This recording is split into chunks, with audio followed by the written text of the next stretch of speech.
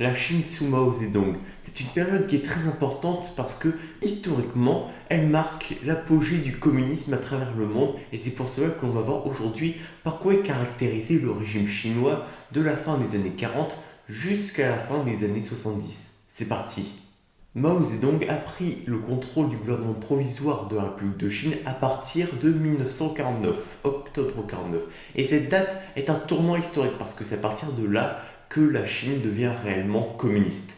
En tout cas, c'est plus compliqué que ça parce que la Chine va adopter une constitution communiste et ne va commencer les nationalisations qu'à partir de 1953. Entre 49 et 53, la Chine va connaître ce qu'elle appelle la nouvelle démocratie, c'est-à-dire une période de multipartisme avec cependant un parti communiste qui a beaucoup d'importance. Puis ensuite, à partir de 53, ça va être le début de l'ère de la collectivisation. Mao Zedong, à partir de cette période, va commencer une stalinisation de la Chine, c'est-à-dire que l'objectif, c'est que le Parti communiste chinois et que même l'État chinois prennent le contrôle d'absolument tout, de toute économie, c'est-à-dire que les paysans sont regroupés autour de coopératives et sont obligés de produire un certain nombre de quotas. Les premiers plans quinquennaux se mettent en place et les résultats vont être assez catastrophiques, on va le dire. Mais cependant, Mao Zedong va continuer cette politique jusqu'à 1958. À partir de là, le tournant va être le grand bond en avant. Le grand bond en avant sera la politique économique chinoise qui marquera les années 58 aux années 61. En fait, l'important pour Mao Zedong est d'industrialiser la Chine afin qu'elle rattrape le Royaume-Uni, par exemple. Sauf que ça va être un échec. Et pourquoi c'est un échec? Parce que les politiques seront trop hasardeuses et les techniciens de cette politique ne seront pas du tout compétents et vont mettre en place des doctrines comme par exemple cultiver et surexploiter les terres qui sont trop salées. Par exemple, ce qui va provoquer des pertes agricoles et donc ce qui va provoquer une hausse de la production, mais qui sera beaucoup trop minime pour permettre à la population de se nourrir suffisamment. Et donc cela va provoquer du rationnement et une famine.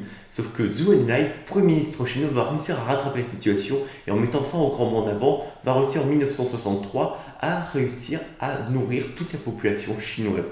Mais bon, le mal est déjà fait et des millions de personnes sont certainement mortes du grand bond en avant. À partir du grand bond en avant, Mao Zedong va être totalement discrédité. Lui qui promouvait une politique économique différente de celle de l'URSS, il a montré qu'il était totalement incapable de mener une politique économique. Et donc il va finalement être viré de la présidence de la République de Chine à partir de 1959. En effet, Liu Shaoqi et d'autres marxistes pro-soviétiques vont prendre le pouvoir et imposer une cohabitation de Mao Zedong qui reste cependant à la présidence du Parti communiste chinois.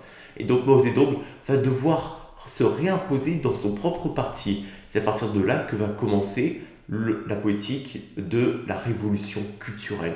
La révolution culturelle a pour but en fait de faire disparaître toutes ces valeurs morales d'avant la révolution et surtout d'installer un culte de la personnalité autour de Mao Zedong.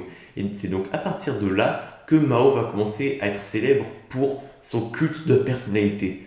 Et en effet, ça va marcher et à partir de 1968, il réussit à reprendre le contrôle de la présidence de la République populaire de Chine et il va réussir à la diriger jusqu'à 1976.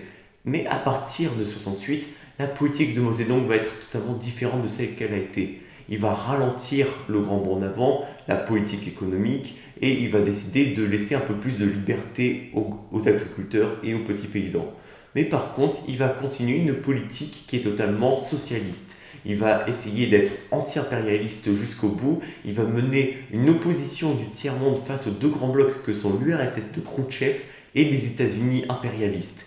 Qu'est-ce qu'il faut retenir de l'ère Mao? L'ère de Mao Zedong est caractérisée par trois événements. Le grand bond en avant, qui est une politique de relance économique qui montre que divers voies sont possibles pour atteindre le socialisme, parce qu'il ne faut pas non plus dire que ça a été une entière erreur. Le grand bond en avant aurait pu réussir dans des conditions différentes que je n'ai pas détaillées dans cette vidéo.